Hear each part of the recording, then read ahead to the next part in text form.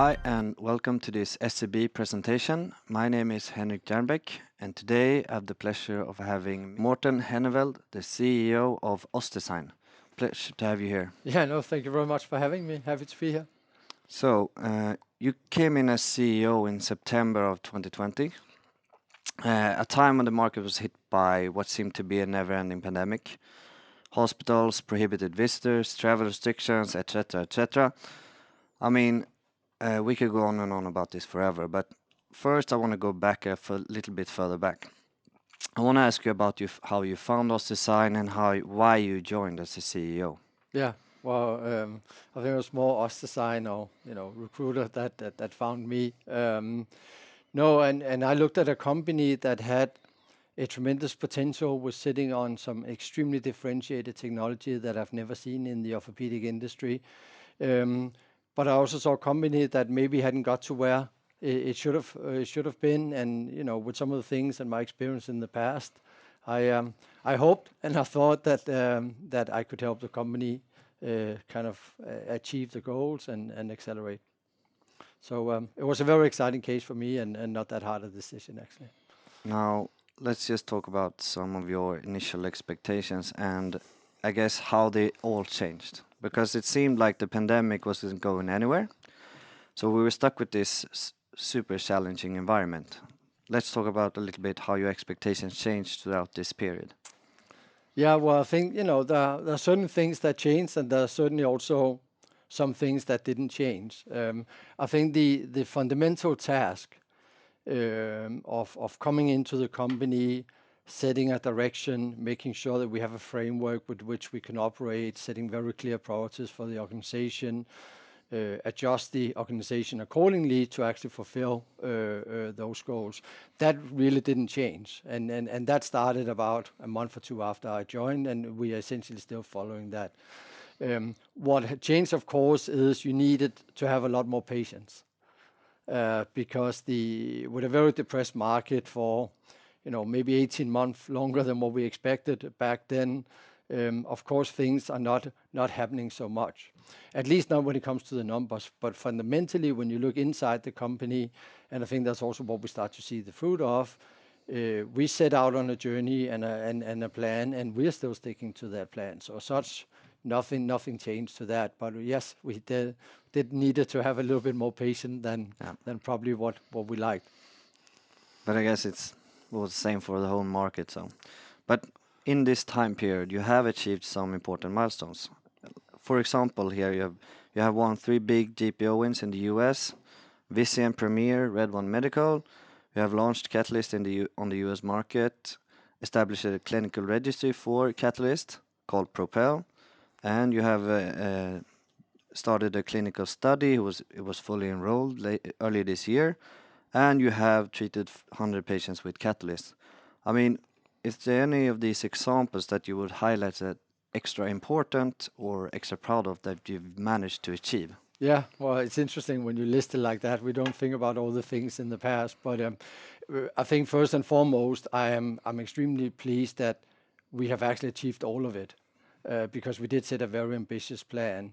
And then, of course, we also had the luck with some of the GPOs that you need.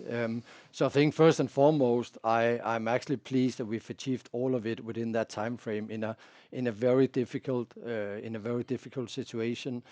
But of course, if you call out a few things, then getting into the GPOs with our cranial PSI, Vision, and Premier that are clearly the biggest ones, is not only a sales opportunity, it's an enormous blue stamp of the technology and the differentiating technology we're bringing to market.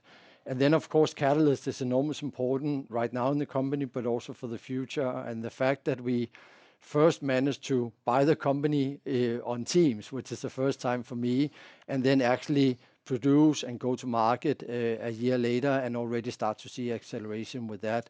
I think that's a tremendous effort from the entire OssDsign team, and that I'm extremely pleased, but also proud of. No. Great. If we focus a little bit on Catalyst. Catalyst has shown great preclinical results, but I think many people looking at OssDsign right now are thinking about when you will present some clinical results, right? So you have the top fusion study going on right now. It is fully enrolled, and you have the clinical register in the US. Yeah. When can we expect to see some results? Yeah. Well, let me maybe backtrack a little bit. I think there was a what I would call a common misperception that you can go to market and sell on preclinical data. Bone graft are 510(k) cleared, and that means a preclinical study. So I think we're doing what we said, and we're succeeding actually selling on the preclinical data. Having said that, of course, generating clinical data is a top priority in the company. It's number 4 in our 5 strategic priorities. And we are doing that. And, you know, if you take Top Fusion, it won't be a big clinical report. It's 17 patients for 15 evaluable. So, you know, I don't think people should expect us to come out with a big randomized, fully conclusive fusion rate at 12 months. But that time point is 12 months after the last patient is enrolled. So we're looking into the second half of next year. For registry, you need to build a cohort. We've now set a target of 100 patients by year end, and then we need to be 12 months out before we can really look at the data. So in terms of this 1-year fusion rate, that's a little bit out. Yeah. But of course, right now we are already using the data. Next week I'll be in the US, and we're already using images from some of these studies actually to show on our booth and show to customers. So it's not like we have to sit and just wait. Data will come in gradually, and we'll use it to the extent possible. So things are happening under the hood, so Absolutely. to speak. But if we continue on Catalyst, now it is approved on the US market. And I must ask about the timeline for a potential launch on another market. Yeah. How is that going right now? Are you looking into any specific markets? I think what we said from the beginning is that we do see it as a global business because, you know, we know there is an equally big need, clinical need in Europe or in Asian markets for that matter. So it is the clear intention, and we are in dialogue with regulatory bodies both in Europe and also in Japan, among other things. I think we also just have to acknowledge, in particular, the European regulatory environment with the new MDR rules has significantly and fundamentally changed some of the common practices about how you introduce market and certainly increase the complexity of bringing new products. So we are in dialogue with the regulatory bodies. I can't give you a timeline because we simply don't know yet exactly what it takes, but it is the clear intention, of course, to make it a global business. So, but now we talked about a little bit about Catalyst, but let's not forget about Cranial. Yeah. Because you have received an extended market approval from the FDA. And what does that mean for Cranial PSI exactly? Well, well, first of all, the osteoconductive claim, as it's called, which means that the implant resolves and turns into bone during the healing process. We already had that in Europe under the MDR or the MTD. But of course, getting it in the US, to our knowledge, there's no one else within the cranial space that can actually say that or is allowed to say that by the FDA on the implant. So I think if you need to look at it two ways. Surgeons that have already used the implant, they know this. They see it on the images, it turns into bone. So for them, it's nothing new. But of course, in terms of marketing and talking to new customers, it's highly differentiated. There's no one else that can actually say this about their cranial implant. So in that respect, it is setting us apart from other products on the market. And as a follow-up question, can you see something like this happening for OssDsign Catalyst?